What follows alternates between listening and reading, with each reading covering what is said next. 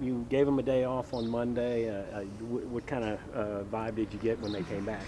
I thought they enjoyed practice yesterday. I told them Tiger Park was closed on Monday, so I didn't want to see anybody up here. And I know we got a lot of them that really like to work and show up on the off days. But, I told them if you wanted to come here, drive to the coffee shop instead or to the movie theater or something else, take a minute while we have some time here. And we still have a long week where we were able to get 3 good practices in. So I thought they enjoyed practice yesterday. I also thought we had 2 really good practices last week as well. So I think we're on the right track.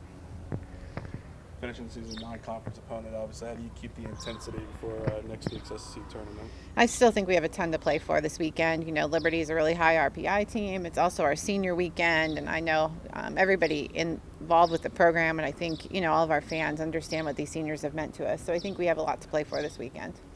What's your favorite part about this team? It's tough. This team is really fun to coach. I've really enjoyed all of the moments with them. They just care so much about being great and about LSU and wearing the 3 letters on their chest. So, I think they really do understand how to fight and how to be gritty and just how to uphold all of the standards that we ask them to be as LSU softball players. What is it going to take for this team's offense to get back on track after struggling in the last few weeks?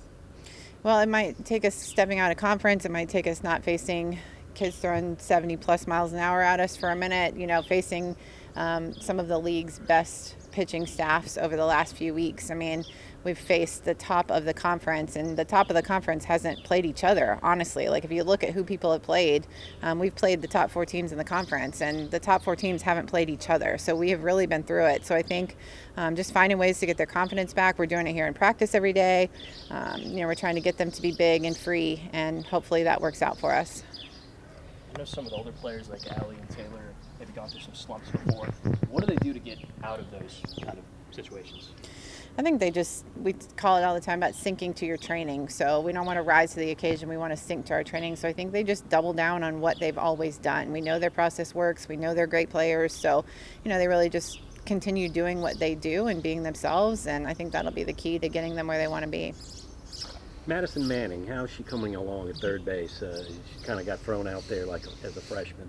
I think that's a fun story. I mean, she's a player that just had a lot of room to grow when she got here, and she's just continued to work and get closer and closer every day. I think it would have been really easy for her to just say, I'll go for it next year, but she's never done that. She's continued to get better every day and earn the opportunity, and has truly made the most of it.